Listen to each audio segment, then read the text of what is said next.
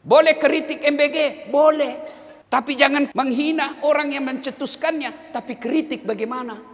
Prosesnya itu yang kita kritik.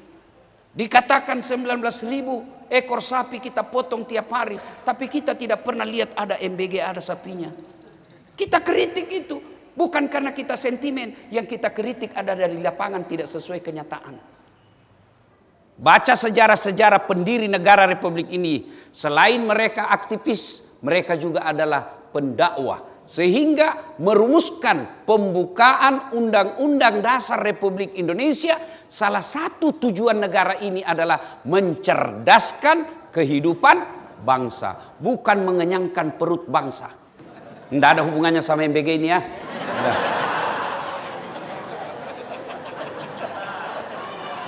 Ini Prof, ini masyarakat terlalu cepat suka sangka buruk kalau kita ceramah. Bapak Ibu saudara-saudara sekalian, teristimewa yang kita hormati Bapak Rektor Universitas Tanjung Pura beserta seluruh keluarga besar, guru besar, staf akademik dan pengajar di universitas ini yang insya Allah dimuliakan dan dirahmati Allah Subhanahu wa taala. Juga yang saya hormati, sahabat saya yang mengundang saya secara khas datang ke tempat ini, Bapak Kapolresta Kota Pontianak, Bapak Komisaris Besar Polisi, Pak Kombes Endang Tri Purwanto SIK, yang juga insya Allah dimuliakan rahmati Allah Subhanahu wa taala.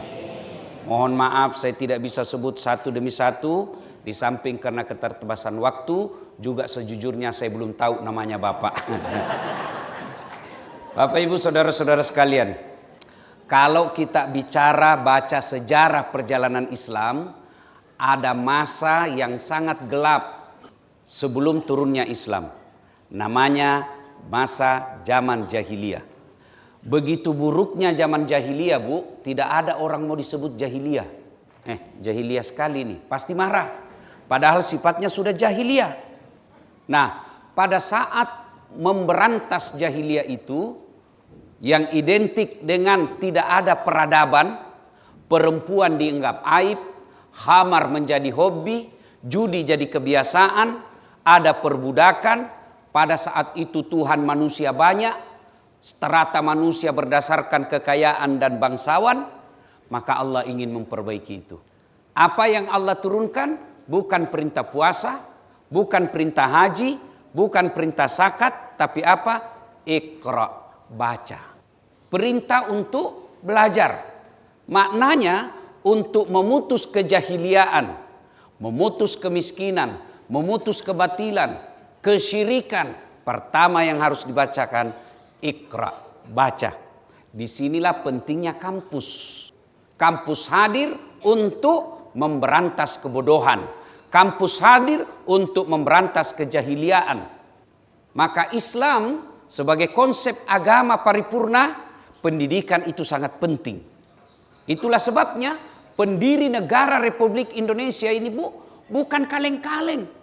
Mereka para alim, mereka kaum cendekiawan. Tapi selain cendekiawan dia siang hari, malam hari dia tahajud. Baca sejarah-sejarah pendiri negara Republik ini. Selain mereka aktivis, mereka juga adalah pendakwah. Sehingga merumuskan pembukaan Undang-Undang Dasar Republik Indonesia. Salah satu tujuan negara ini adalah mencerdaskan kehidupan bangsa. Bukan mengenyangkan perut bangsa. Tidak ada hubungannya sama MBG ini ya. Nah. Ini Prof, ini masyarakat terlalu cepat suka sangka buruk kalau kita ceramah. Nah, Bapak Ibu saudara-saudara sekalian, maka mencerdaskan kehidupan bangsa ini sesungguhnya itu misi Al-Qur'an. Saya bisa berdiri di sini bukan karena saya gagah, bukan karena saya pejabat, bukan karena saya kaya, tapi Allah titipkan ilmu. Coba lihat, lebih gagah ini Pak Kapolrestabes. Lebih gagah Pak Rektor.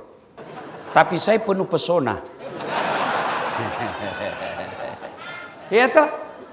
Nah, coba ibu-ibu tengok muka saya ini. Kecil, hitam, pesek. Iya kan? Tapi Allah angkat derajat sesuai janji Allah. Yarfa'illahu alladhina amanu minkum walladzina utul ilma darajat. Allah angkat derajat orang yang beriman dan berilmu pengetahuan. Flashback sedikit, masa lalunya Dasat Latif. Bu, Pak, adik-adik, mahasiswa, saya kalau ada orang cerita tentang kesusahan, saya nyengir-nyengir dalam hati. Kau ndak kalah hidupku. Saya pernah menjadi cleaning service, travel terbesar waktu itu di Makassar. Saya tidak minta digaji. Saya bilang kasih masuk namaku kalau ada undian umroh. Nggak usah gaji saya. Sampai tutup itu travel nggak dapat. Saya pernah menjadi loper koran. Selesai sholat subuh saya bawa koran harian Fajar untuk ke pelanggan-pelanggannya. Saya pernah menjadi tukang cuci keliling. Naik sepeda belasan kilometer dari Jalan Harimau ke Kompleks Antang. Idi, naik sepeda BMX, dicuri lagi tuh sepedaku. Itu bukan sepeda saya, sepeda sepupu saya. Sampai sekarang saya belum tahu siapa yang curi. Sudah saya mencuci hari Sabtu, hari Ahad pagi sudah jalan, sudah mencuci, saya tunggu kering, lalu saya setrika. Sudah setrika, lanjut lagi saya naik sepeda ke Jalan Baringin Makassar untuk ngajar ngaji.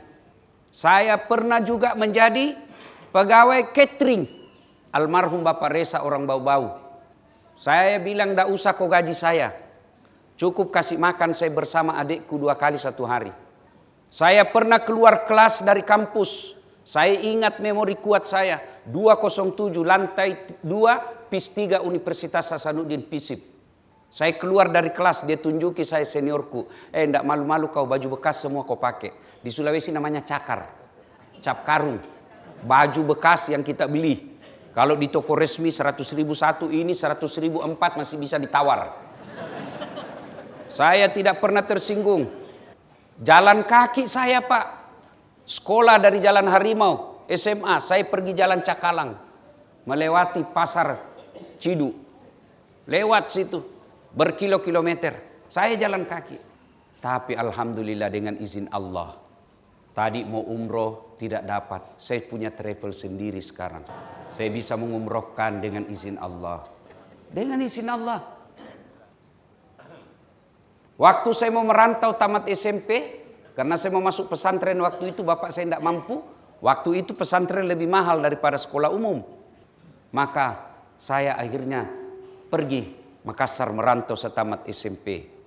Bapak saya bilang apa? Nak, dek gagas sijimu pejabat. Dek gagas sijimu tosogi. Dek tu gagat tuluk kona kecuali pun Allah Ta'ala. Bahasanya Prof. Tidak ada keluargamu orang kaya. Tidak ada keluargamu pejabat. Tidak ada yang bisa bantu tahu kecuali Allah. Maka mulailah saya sadar diri. Tidak boleh bersantai kecuali harus belajar. Maka pengalaman hidup ini silakan baca buku saya, judulnya saya sudah tulis. Bapakmu boleh miskin, Tuhanmu maha kaya. Jadilah seperti yang Bapak lihat sekarang ini. Sayangnya tidak ada namaku. Nah, dengar nama saya kalau disebut secara lengkap. Dr. Dasat Latif, SSOS, Sarjana Sosial, SAG, Sarjana Agama, MSI, Master Science, PhD, Philosophy of Doctor, dan awal Desember kemarin saya sudah dapat untuk promosi guru besar, Associate Professor. Alhamdulillah. Apa resepnya? Ilmu, belajar. Maka adik-adik sekalian, kalau mau memperbaiki dirimu, tidak usah kau cari muka sama manusia. Tidak usah kau menjilat. Lebih baik kau tempa dirimu dengan ilmu, biar Allah yang tunaikan janjinya. Saya angkat derajatmu. Dengan catatan apa? 2 hal yang tidak bisa dipisah. Iman, ilmu. Karena kalau ada orang punya ilmu tidak punya iman, bahaya Pak. Bahaya. Kalau dia punya ilmu, cerdas menghitung, cerdas berdagang, cerdas berkali-kali, tapi tidak punya iman, maka MBG yang 10.000 pun masih dikorupsi. Dicerita bahwa 19.000 sapi dipotong tiap hari. Tapi tidak pernah kita lihat daging di MBG. Ini bahaya. Kalau tidak punya iman. Maka orang berilmu kalau tidak punya iman bahaya.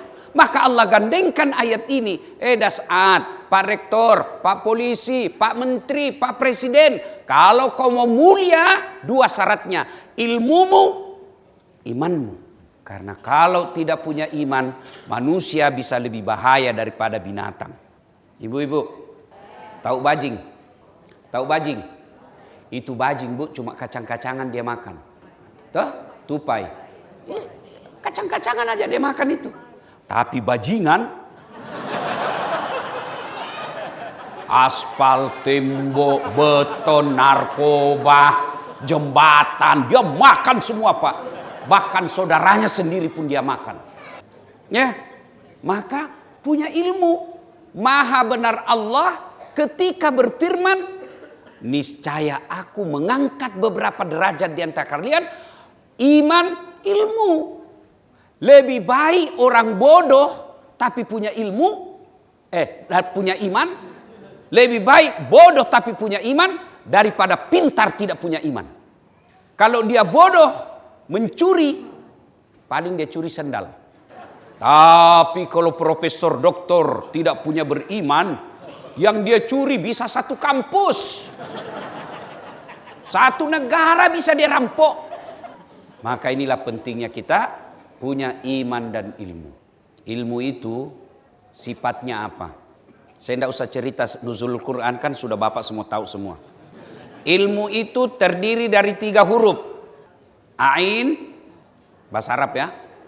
Lam, mim. Ilmu. Dikaji oleh para ahli tafsir. Ain, tak buka, terbuka kan? Artinya apa? Orang yang punya ilmu, dia tidak alergi dengan kritik. Dengar Pak Komandan. Kalau mahasiswa demo, jangan tersinggung. Para pejabat, kalau rakyatmu mengeritik, jangan kau anggap sebagai musuh negara. Kalau kaum intelektual, ulama bersuara, Das'ad Latif mengeritik kebijakan, bukan kami musuh terhadap negara. Itulah wujud kecintaan kami. Kenapa? Di sini kami hidup, di sini kami dakwah, di sini kami cari nafkah, dan di sini kami ingin dikubur di tanah Republik Indonesia ini. Maka kita kritik supaya apa? Negara lebih baik.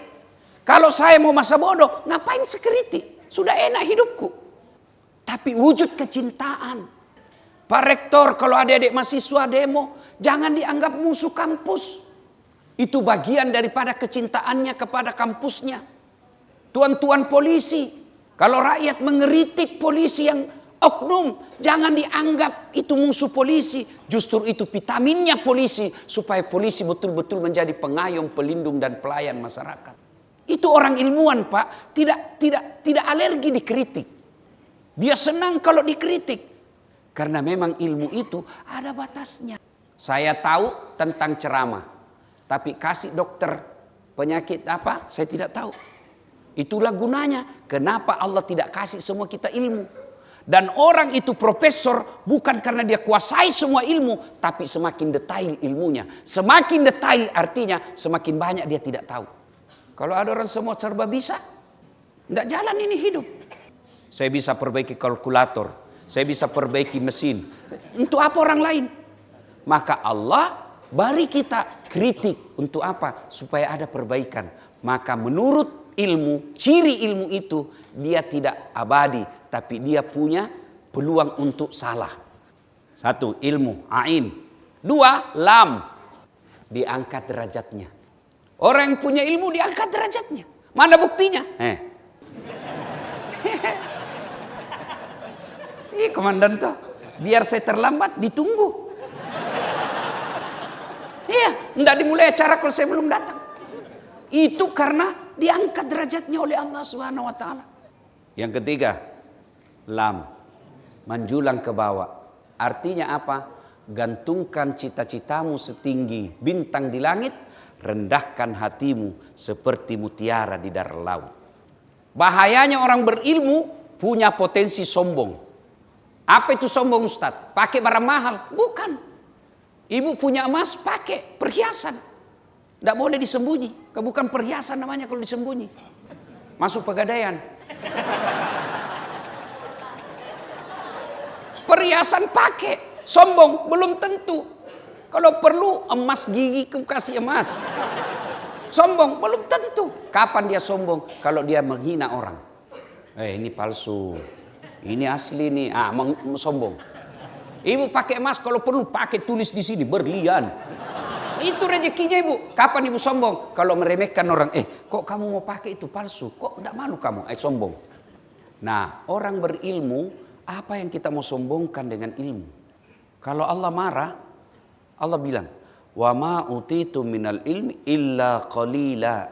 Saya tidak berikan kamu ilmu kecuali sangat sedikit. Ada mau sombong dengan ilmu? Jangan sombong Pak. Allah cabut ilmumu, dikasih pikun. Ada Pak Rektor, saya tidak tahu ini cerita benar atau tidak. Banyak sekali gelarnya Pak. Begitu dekat-dekat pensiun mulai pikun-pikun. Diprotes sama istrinya. Biasanya kalau kau mau ke kampus mengajar kau cium jidatku. Ini sudah hampir 2 minggu tidak pernah kau cium-cium saya. Dalam hatinya astagfirullah, berarti siapa saya cium selama ini? Ternyata Prof, pembantunya dicium. Ini jangan juga modus ini Pak ya. Jangan pura-pura. Saya kira mamamu nak. Mau sombong, jangan sombong dengan ilmu. Kalau Allah marah, dia cabut kita punya ilmu. Pikun Pak. Apa yang kita mau sombongkan? Ada ilmuwan sombong? Ada pendakwa sombong? Ada. Mana ciri-ciri pendakwa yang sombong? Merasa dialah pemilik kebenaran. Adik-adik, terutama yang belajar agama, yang dia sering kelompok sunnah, kelompok hijrah, boleh kau punya pendapat tapi jangan kau salahkan pendapatnya orang. Baru belajar agama 2 bulan, manggil aki, afwan, ya ukhti.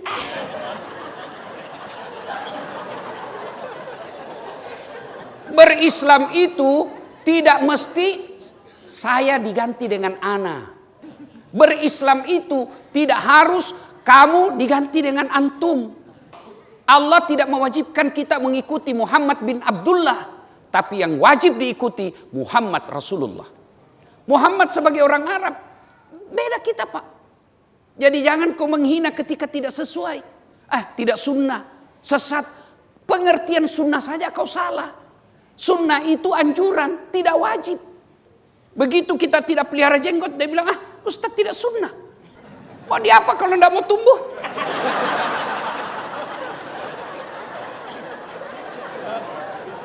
Ya dedek sekalian, kalau kau berbeda pendapat, hargai pendapat orang lain. Bikin ceramah, kadangkala menakutkan. Judul ceramahnya, 20 kesalahan orang yang berjamaah. Bagaimana orang berjamaah kok salah? Kenapa kau tidak bikin ceramah 20 kesalahan orang yang tidak berjamaah? Hanya karena berbeda, seperti dia merasa panitia hari kiamat. Kalau mau, laksanakan yang kamu yakini, hormati yang berbeda dengan kamu.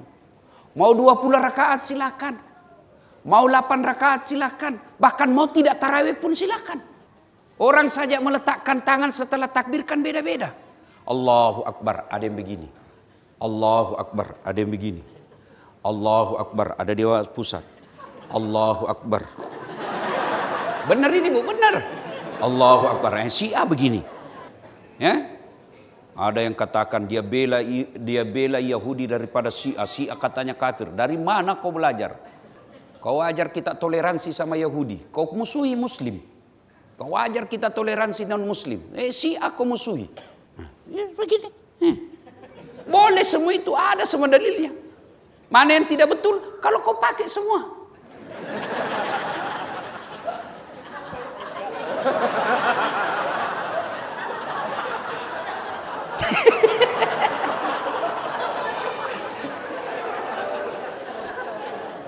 Ya, maka dedek sekalian, yang lagi gandrung-gandrungnya, lagi semangat-semangatnya belajar agama, hormati perbedaan pendapat. Itulah adab. Dan puncak dari semua ilmu adalah adab.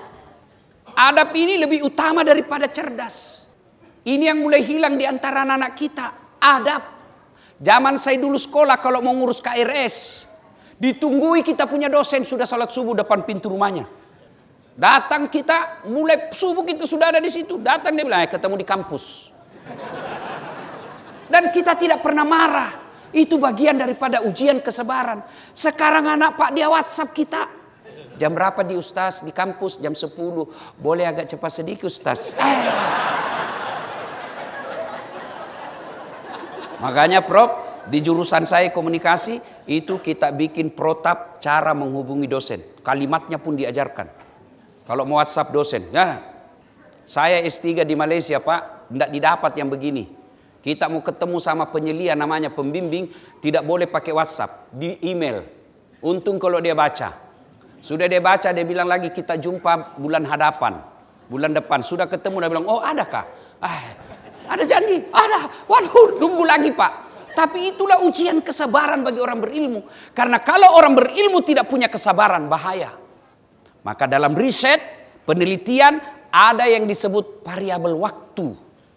Itu diteliti, itu variabel waktu. Bisa jadi teori tahun ini berfungsi, tahun depan tidak berfungsi lagi itu teori. Makanya selalu ada variabel waktu. Nah ibu bapak saudara-saudara sekalian, berilmu Allah angkat derajatnya dan jangan sombong. Apa yang kita mau sombongkan dengan ilmu ini? Nah, Bapak Ibu, Ali bin Abi Thalib, pentingnya ini ilmu. Pernah ditanya. Jadi Nabi itu ada 4 sahabat utama, Khurafaur Rasyidin. 4. Siapa Ibu? 1, Abu Bakar Siddiq. 2, Utsman bin Affan. 1, Abu Bakar Siddiq. 2, Umar bin Khattab. 3, Utsman bin Affan. 4, Ali bin Abi Thalib. Utsman bin Affan diakui sebagai sahabat paling bijaksana. Umar bin Khattab Nabi gelari dengan panggilan Al-Faruq. Apa itu? Yang tegas membedakan antara hak dan batil. Tidak ada abu-abunya. Utsman bin Affan dikenal dengan kehebatannya dalam berniaga. Ali bin Abi Thalib, Nabi akui sendiri, ini sahabatku yang paling pintar di antara yang lain. Nah, Ali lah ini paling cerdas. Pernah ditanya, ya Ali, jika engkau disodorkan antara harta dengan ilmu, kamu pilih mana? Ibu-ibu, kalau saya minta pilih, ibu saya kasih iPhone 17 atau kitab Durratun Nasihin. Pilih mana ibu? Kitab. Pandai juga sudah pencitraan ini ibu. Ya, umumnya kita pilih uang. Tapi Ali bin Abi Thalib kata, saya pilih ilmu. Kenapa pilih ilmu ya Imam? Ada 3 kelebihan ilmu daripada harta. Apa itu? 1, harta setengah mati kamu jaga, ilmu dia yang jaga kamu. Ibu punya uang 10 juta, kasih masuk di bilik-bilik. Kaleng. Di Makassar bilik-bilik. Kaleng. Ah, itu kaleng ibu gembok toh, di gembok itu kaleng ibu, ya toh? Ah, sudah itu kaleng dikasih masuk di lemari. Digembok lagi tuh lemari, Pak. Sudah berapa gemboknya, Bu? Wah, dikasih keluar dari kamar, digembok lagi kamarnya, Bu. Berapa gemboknya? 3. Keluar rumah, digembok lagi rumahnya. Berapa gemboknya?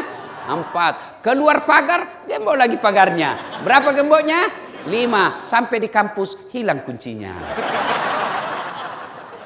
Ya kan? Setengah mati dijaga apa itu harta. Sementara ilmu dia yang jaga kita. Mana buktinya? Masya Allah. Selama saya di Pontianak ini dikawal terus sama polisi. Masya Allah. Kenapa saya dikawal? Karena saya punya ilmu. Tadi malah disupiri sama Kapolresta. Bangga-bangga juga saya. Ya, kenapa? Karena ilmu. Yang kedua, ilmu kamu bisa dapat harta. Tapi harta belum tentu kau dapat ilmu. Contoh, ada orang Pak di kampungku. Kisah nyata ini waktu saya masih kecil. Pertama kali masuk namanya wartel. Anak-anak genset sudah tidak tahu. Warung telepon, wartel. Ya? Iya, Kang lidah bugisin Bu. Nah, wartel. Susah jadinya. Nah, masuklah ini orang kaya. Dia mau telepon anaknya. Simpan nomornya. Halo, ambokmu nak. Halo. Dia bilang, bapakmu, halo. Udahlah, saya bilang, Haji, pencet dulu. Dia ada pencet nomornya, Pak. Ya kan, akhirnya, ayolah, Pak Guru Nana ajar saya. Saya sambung. Halo. Halo. Halo. Enggak dia dengar. Kenapa? Yang untuk di mulut dia simpan di telinganya. Yang untuk telinga dia simpan di mulutnya. Halo. Halo. Saya bilang, Haji, terbalik. Lah bilang lagi, loha. Loha. Aduh, bukan halonya terbalik, Haji. Ini ada wannya tapi belem-belem.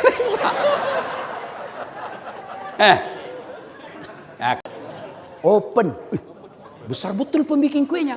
Tiba-tiba ada orang Tionghoa masuk. Jangan masuk, panas nak. Jangan kau masuk, panas.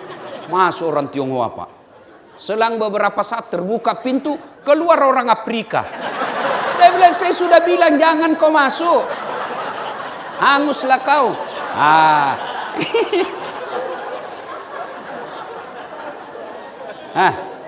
Itu banyak duitnya, tapi tidak punya ilmu, menderita dia, Pak. Sebaliknya, dengan ilmu kau bisa dapat harta. Orang punya ilmu, Pak, dilempar kemana, dia bisa hidup dengan ilmunya. Tapi sebanyak apapun duitmu, pasti habis. Dan uang bisa dicuri. Uang bisa habis. Tapi kaya Ustadz dia, tidak bakal miskin itu Ustadz. Dia sampai 7 turunan tidak akan miskin. Masalahnya kamu turunan ke-8. Tapi ilmu dia tidak bisa dicuri, Pak. Maka Bapak Ibu, warisan terbaik buat anak sebenarnya bukan harta, ilmu. Alhamdulillah. Dengan ilmu, Bu, saya dulu susah hidup. Alhamdulillah, bukan mau sombong, motivasi saja. Sudah 4 masjid saya bikin. Sudah puluhan anak mahasiswa yatim piatu saya sekolahkan. Bukan karena saya kaya, ada ilmu. Dengan ilmu, maka adik-adik sekalian, kalau susah hidupmu sekarang, jangan kamu putus asa. Sekolah baik-baik, jadi manusia baik. Allah yang terapkan itu janjinya. Kalau Allah yang berjanji, beda caleg. Kalau caleg janji dibagi-bagi kartu namanya. Pilih saya, kalau saya menang, gampang, telepon saya 24 jam. Begitu terpilih, dia ganti nomor HP-nya. Ada begitu di Pontianak? Kau salah, kenapa kau pilih? Ya? Nah, yang ketiga, orang yang berilmu, kata Ali bin Abi Thalib, ilmu, harta kau belanjakan berkurang. Ilmu kau kasih orang nambah. Ibu punya uang 10 juta, kasih sepupu 3 juta. Pasti berkurang uangnya, Bu, ya?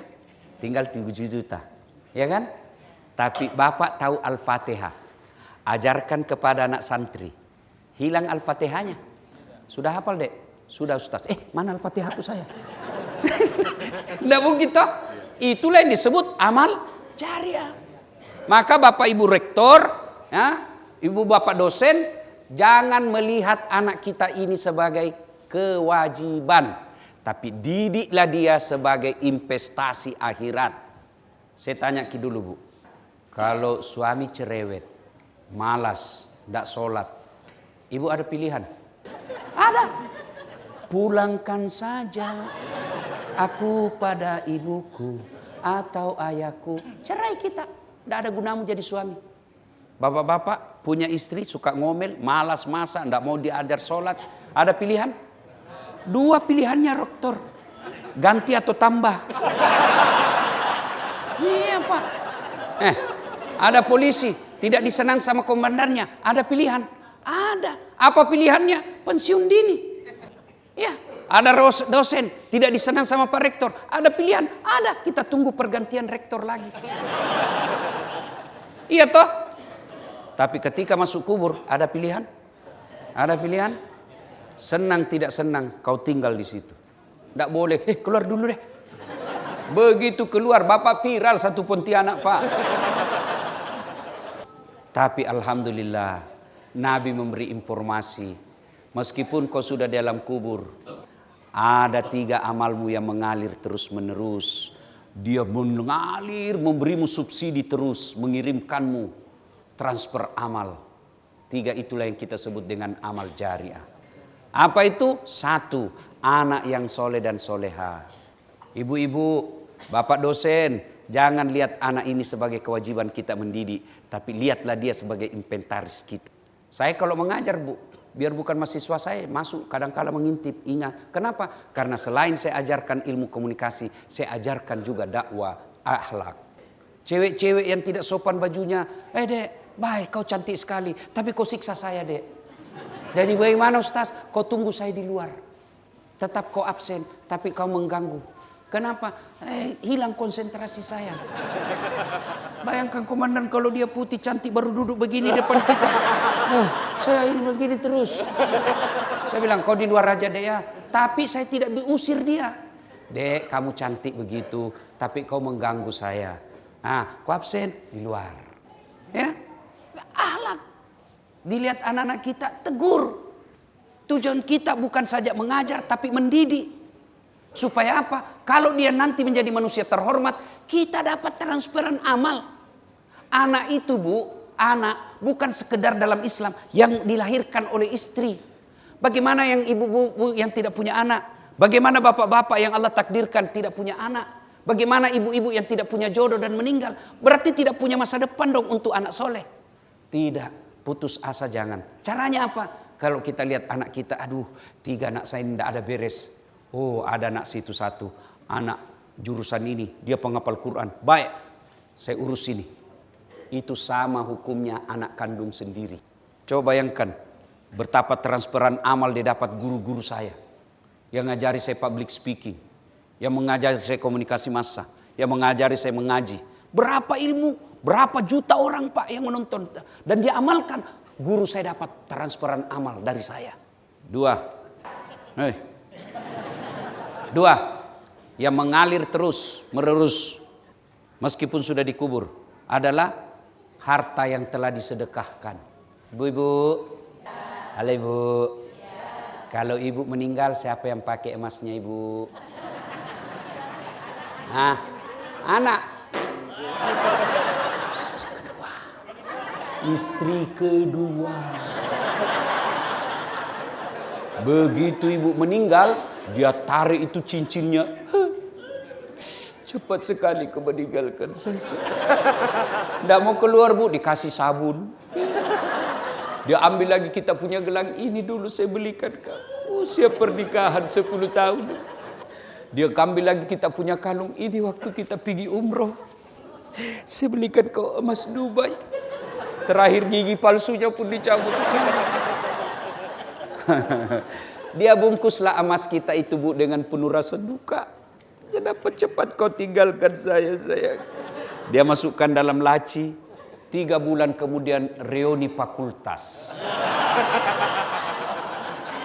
Ketemu temannya yang sudah janda. Cinta lama bersemi kembali. Dia pulang ke rumahnya bersiul-siul. Dia ambil emasnya istrinya. Dia bungkus pakai kado. Dia datang ke mantannya. Pakai saja ini Dek, sudah mati yang punya.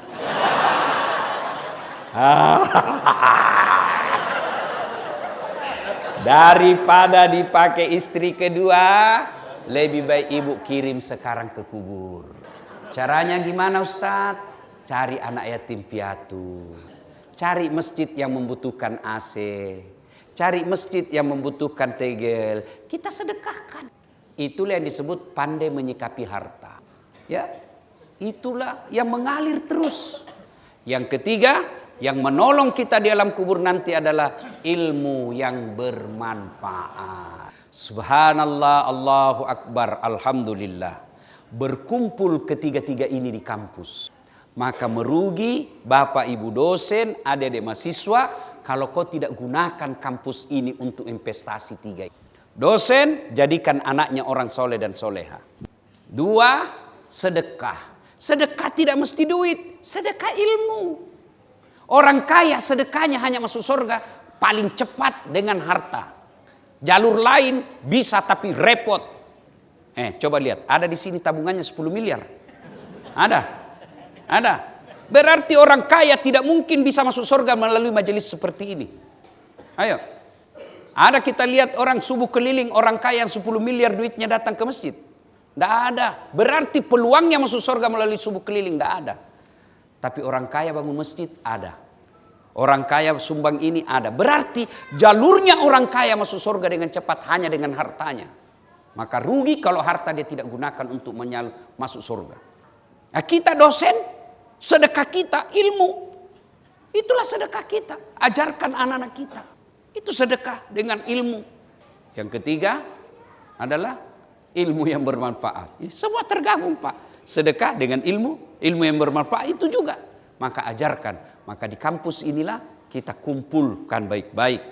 Semua itu akan terwujud kalau kita mendekatkan diri kepada Allah Subhanahu wa taala. Tidak mungkin kita punya kemampuan untuk menjadikan anak kita soleh dan soleha kalau jauh dari Allah. Tidak mungkin punya sifat dermawan kalau kita jauh dari Allah. Tidak mungkin ilmu yang baik-baik kita transfer kalau kita jauh dari Allah. Maka Allah mengharuskan kita, mengajak kita untuk mendekatinya dengan cara apa? Puasa Ramadan, hadir Ramadan. Karena konsumsi sudah keluar, itu kode berarti kita sudah harus selesaikan ceramah.